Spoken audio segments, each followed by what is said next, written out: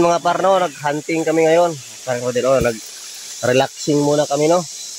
Ano? And then to Surik, parang ko din. At Silong, sa hunting adventure naman po tayo ngayon, no? Gawa na medyo matagal-tagal na rin kami din nakapag-hunting. Dito kami, nagpapahinga muna kami. Kakarating lang namin sa spot, no? At saka tanghali na pala kami nakarating dito. Gawa ng marami kaming trabaho kasi nag-supras niyo glube. Maunang karoon na Jimmy pangati o balik nga nagkuyog niyo. Dito kami sa Barangay Kamul ngayon. At saka dala ko ngayon, yun pala si Lucas. At saka kapag ko si Silong pa rin yung dala niya, no? Pakita ko sa si Silong. Ano yung Silong, Yan si Silong. Yan, tingnan nyo ngayon yung galawan ni Silong, no? Medyo sabik na rin sa hunt kasi gawa ng matagal na kami hindi nakapag-hunting, no? At saka doon yung kasama ko isa, si Luy-Luy. Bata ni Parang Ron. Saka yung dala para ni Parang Ron ngayon, yun pala si RR, no? Isa din yung sa mga veterano naming pangate, isang baylan. Saka yan Parang Rodel, dito kami ngayon, tingnan mo yung view namin dito, no? Saka abang lang po sa mga sitapa namin, no?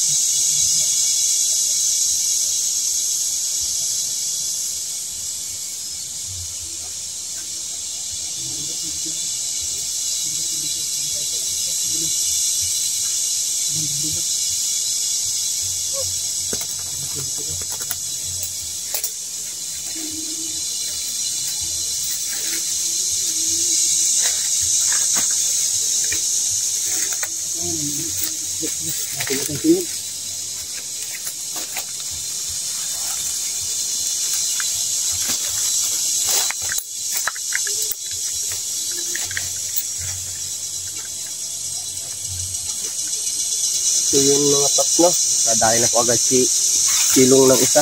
Medyo matagal-tagal rin namin hindi na hunting si Silong, gawa ng marami kaming trabaho, no? Ito yung alpas, oh.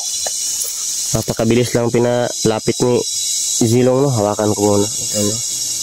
Isang lalaki, nadali sa kanyang kampay at saka yung pugad, no. Medyo matagal-tagal na rin kami hindi nakapag-hunting ng parang real. Gawa ng marami kaming trabaho. Kaya ngayon, sinawak namin dito sa spot na to. Dito kami ngayon sa Barangay Kamul, no. Yan, no. Isang lalaki yung alpas. Hindi pa yan humuhuni yung alpas. Pinalapit agad ni Zilong, no. Ang bilis lang pinalapit yung mga par. Tsaka mas tumitibay ngayon yung diskarte ni Zilong, no. Kumakampay na sa dati. Yung pugad lang talaga yan. Pero ngayon, palagi namin siyang sinasama sa mga pangati namin kumakampay. Kumakampay na rin.